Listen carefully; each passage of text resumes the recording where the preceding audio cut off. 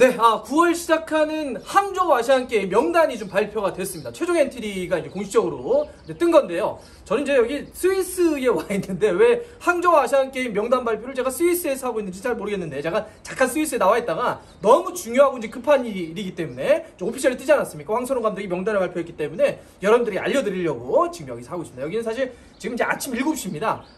여러분들 간간히 이제 그 새소리가 들릴 텐데, 이 스위스는 자연이 좋기 때문에 이제 새소리 이제 그만하고요. 바로 명단부터 말씀드리면, 자, 이번에 명단은 22명입니다. 원래 이 아시안게임 최종 엔트리는 20명인데, 사실 이게 코로나 여파 때문에 1년 뒤로 미뤄졌잖아요. 그러면서 여러 가지 좀 이제 변화들이 있죠. 원래 23세 이하인데 24세 이하 이렇게 되기도 했고, 또, 최종 엔트리 전체도 20명에서 22명으로 늘기도 했고, 또 교체도 3명에서 5명으로 전체적으로 조금 이제 배려했다, 이렇게 좀 볼 수 있습니다. 자, 그럼 우리 항저우 아시안게임에 나갈 황선홍 감독의 명단 22명을 말씀드리겠습니다. 골키퍼부터 말씀드릴게요. 자, 골키퍼는 3명.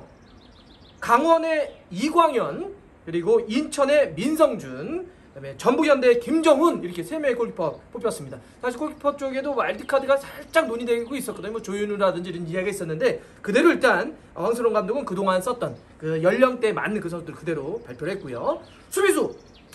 수비수에는 이제 여기 와일드카드가 좀 쓰여 있습니다.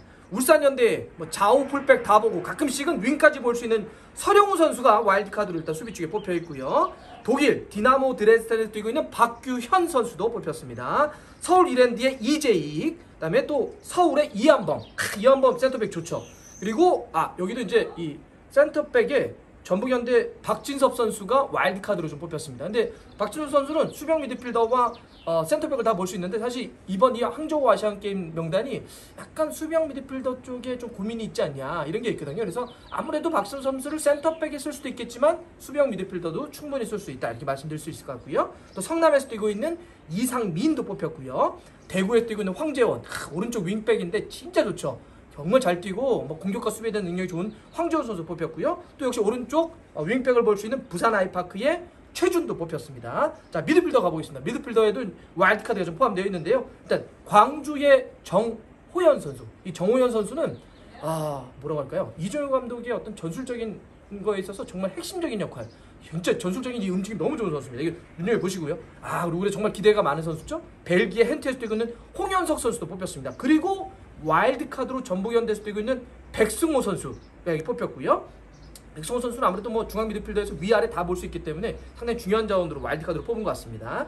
또 그다음에 이제 전북에 뛰고 있는 송민규, 이제 공격수죠. 그리고 독일 작은 정우영, 스투트가르트의 작은 정우영 선수도 뽑혔고요. 포항의 고영준도 뽑혔습니다. 고영준, 자, 여러분들 뭐 K리그 많이 보시니까 포항에서 이 아래쪽 거기서 정말 엄청나게 이 좋은 기술과 스피드를 보여준 선수인데, 고영준 뽑혔고요.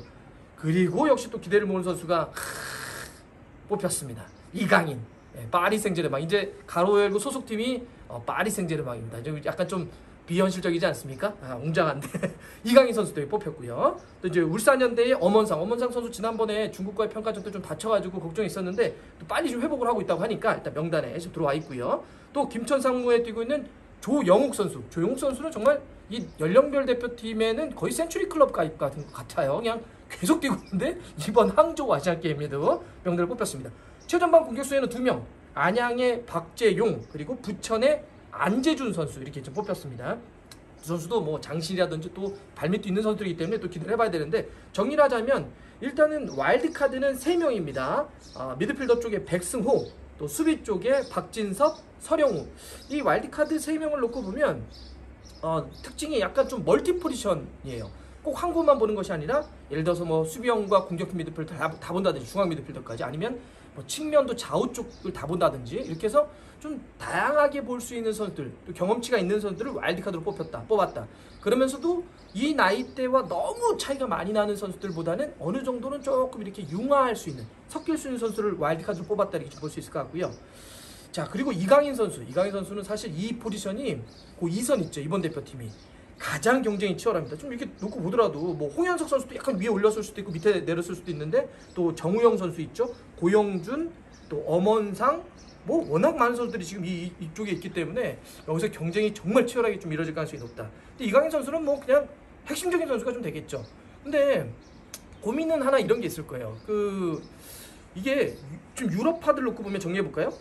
이강인 선수 있고요. 그다음에 홍현석 있고 정우영 선수 있고 그렇죠. 유럽파. 그다음에 박규현 독일 무대에 뛰고 있는 이 4명의 이제 해외파가 지금 들어와 있는데 사실 이게 아시안 게임은요. 올림픽이나 아시안 게임은 의무 차출 규정이 없어요. 월드컵이라든지 뭐 대륙간컵 그러니까 아시안컵 뭐 유로 코파 아메리카 골드컵 이런 거는 이제 소속팀이 의무적으로 그냥 야 협회가 차출해줘 그러면 바로 해줘야 되는데 올림픽이나 아시안 게임은 피파가 주관하는 게 아니고 IOC 올림픽위원회에서 주최하기 때문에 의무 차출 규정이 없거든요. 그래서 사실은 이게 유럽파들 같은 경우는 특히나 뭐 유럽 팀들이 야 우리 안 보내줘 이러면은 어려울 수밖에 없거든요. 근데 지금 명단에 이강인 선수 포함됐다는 얘기는 소속팀과 어느 정도 조율이 된 거죠. 그래서 이거는 그래서 예를 들면 지금 오영규 선수 셀틱에 있는데 스코틀랜드에서 뛰고 있는 오영규 선수는 소속팀에서 조금 이슈가 좀 있었던 것 같아요. 우리는 뭐 그럴 수 없다. 그리고 사실 오영규 선수는 군 문제가 좀 해결되는 것도 좀 있겠죠. 이 아시안 게임은 금메달을 따게 되면 뭐 은이나 동은 안 되고요. 아시안 게임은 올림픽은 되는데 아시안 게임은 오로지 금메달을 땄을 때만 이제 병역 혜택이 좀 주어지는데 여하튼 이렇게 해서 지금 오영규 선수 이미 뭐 군대 갔다 왔죠. 그래서 이제 이렇게 유럽파들은 그 이슈가 있는데 아마 어느 정도 얘기는 된 것 같은데 근데 살짝 이제 이런 건 있죠. 이강인 선수가 관련해서는 뭐 나가면 보니까 이번 명단이 2019년에 그 이강인 선수라든지 엄원상 선수가 나갔던 우리가 그 20세 이하 월드컵 그 준우승 멤버들 그리고 그때 17세 월드컵 멤버들 또 많은 이제 경험이 있는 국가대표 명단들 이런 선수들이 지금 포함되어 있다라고 하는 걸 좀 볼 수가 있겠는데 이게 정언이 있을 것 같아요. 이강인 선수가 이적을 해가지고 경험을 계속 쌓아야 되잖아요. 이제 초반에 적응도 해야 되고 전술을 해야 되고 막 주전 경쟁도 좀 어느 정도 해야 되는데 9월에 이게 왠지 9월부터 시작해가지고 이제 10월까지 열리게 되는데 약간 소속팀에서의 좀 자리를 잡을 때 요건 약간 걱정은 있는데 요거는 서로가 조금 뭐 앞에 소집 훈련 한다든지 아니면 예전에 그 팔렘방 있을 때도 손흥민 선수 그때 뽑힐 때도 약간 뭐 그런 이야기들이 있었거든요. 뭐 조별리그 때는 조금 경기 일정을 좀 조율해가지고 나중에 좀 차출하자 이런 게 있었는데 아마 이런 배려는 조금 고민을 하거나 있을 수도 있다.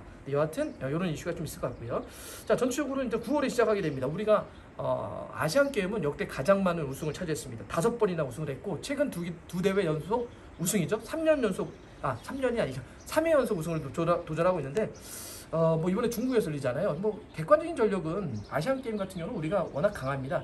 다른 나라가 약간 이제 좀 이 나이대보다는 조금 어린 선수들을 출전시키는 경향도 있고 우리가 또 그동안 워낙 잘해왔던 계속 우승하는 흐름도 있는데 약간 고민은 좀 지난번도 그랬지만 이 중국의 약간 텃세라고 할까요? 요건 좀 잘 건져내야 될 것 같고 황선홍 감독도 그동안 조금 이제 준비하는 과정에서 어려움들이 있었는데 정말 잘 준비해가지고 이번 9월, 10월에는 결과 좀 냈으면 좋겠습니다. 네.